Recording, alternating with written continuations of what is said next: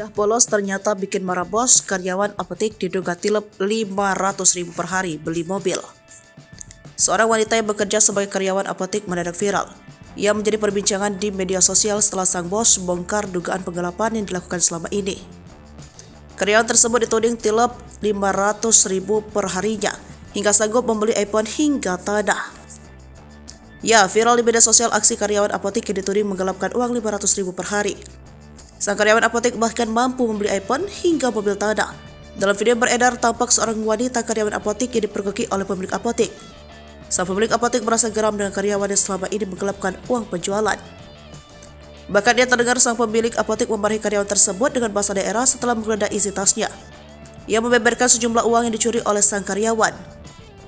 Selain itu, ditemukan beberapa bukti yang menunjukkan hasil uang curian, nota pembelian ponsel dengan merek iPhone hingga tanah mobil.